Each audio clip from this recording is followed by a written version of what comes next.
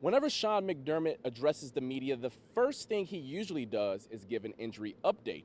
Well, on Monday, he gave a list of names longer than a Thanksgiving Wegmans receipt. Step into my office, Dr. Jones got you when it comes to fantasy football. Out of all of the position groups on the Bills offense, running back, in my opinion, is by far the most fascinating. And of course, it starts with none other than Mr. Business himself, James Cook. What a journey it's been for Josh Allen. He was overlooked growing up in Fireball, California, having 0 stars when he graduated high school. He was overlooked after leaving junior college when the only school that wanted him was the University of Wyoming. He was overlooked in the NFL draft after he was the 3rd quarterback taken in his own class. He was overlooked after doing this in his first career playoff game. Okay, maybe he deserved to be doubted for that. But after last night, he is overlooked no more and reigns supreme as the NFL's MVP. Y'all check this out. Could we chase it with a... I like my job. Okay, all right. Yeah, so you know what?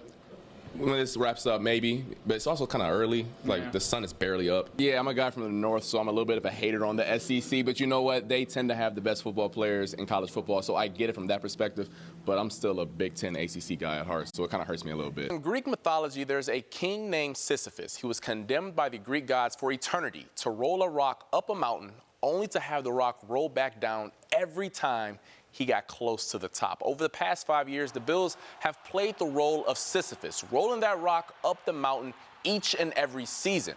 But every year, the Greek gods, or in their case, the Chiefs or Bengals, have pushed that rock right back down the hill. This is Shaq and Kobe. We're going to send this back out to the New York Beer Project to hear from Tyronn Lue, Derek Fisher, and the rest of the 0-1 Lakers.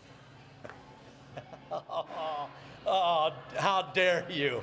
The Bills took a break from the dog days of camp to practice yesterday at the stadium. The entire lower bowl was filled to see the team practice. Not a game, not the real game on Sundays. We talking about practice, man.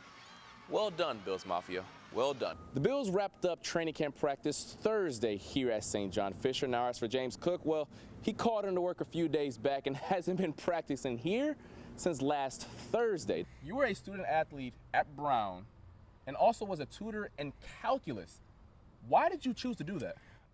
Well, Ivy League doesn't do scholarship, and I needed some beer money. So, Tim, growing up, my mama used to always say, your father gets the big piece of chicken, okay? You can load up on all the sides, the mashed potatoes, the collard greens, the candy yams. You can do all of that. But the big piece of chicken goes to your father.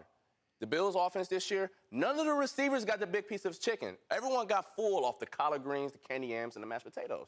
Run right at them. You know how you slow down a bunch of fast guys who want to get after Josh Allen? You tell them, hey, I'm going to put my paws on you, and I'm going to move you from point A to point B. Earlier this week, Von Miller said Ravens quarterback Lamar Jackson is a once-in-a-lifetime player. He admitted there isn't anyone in the whole world that plays football like him. And since he's a one-of-a-kind football player, the Bills are using a basketball reference to prepare for the 2-time MVP. Tomorrow night, the Ravens are bringing their historic rushing attack to Orchard Park. But what makes them so great? Well, they are massive everywhere. Their right guard is 380 pounds. Their 6th offensive lineman that comes in is 340. Their fullback is 300. And then Derrick Henry at running back is almost 250. Sean McDermott was asked a simple question this week.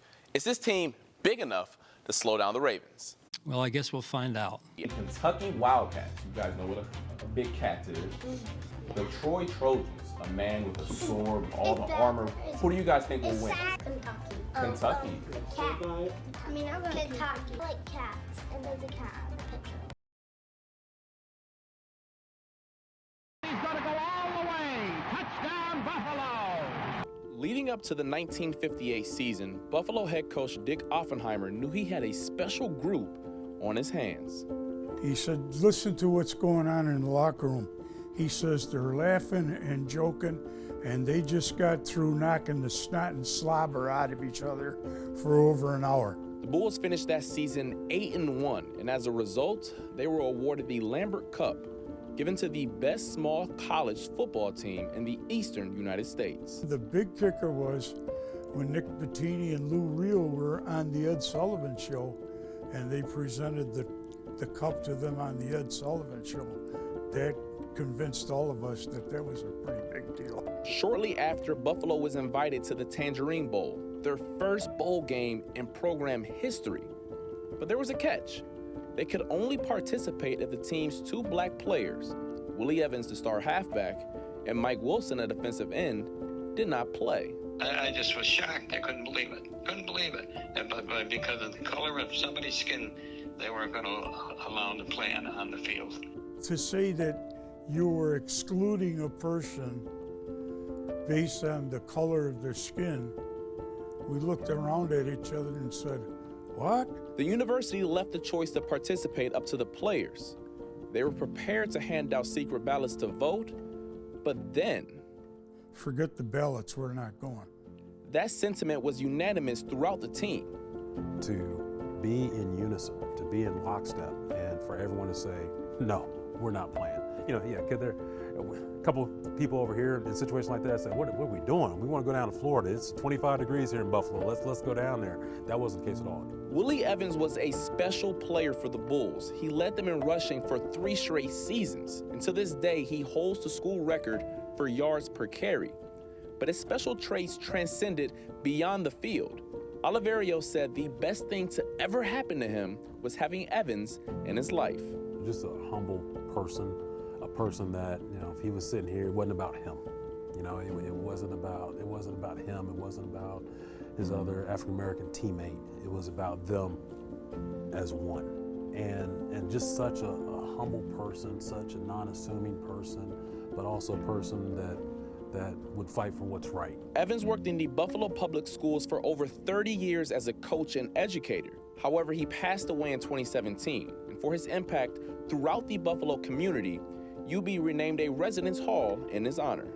When you do have that name up there and you're a freshman that's living over there in those residential halls and you see the name, you know, what do? You look it up, okay? I walk through this area all the time. Who's Willie Evans? Nate Bliss said his teams didn't mention or even bring up the bowl game for decades.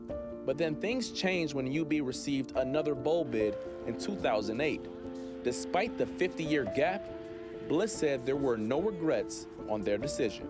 Dan Balkenberg, he was the backup quarterback for the third string 1958 team. He says, you know, it's starting to annoy me and embarrass me for getting thanked to do the right thing. Dick Oppenheimer was right.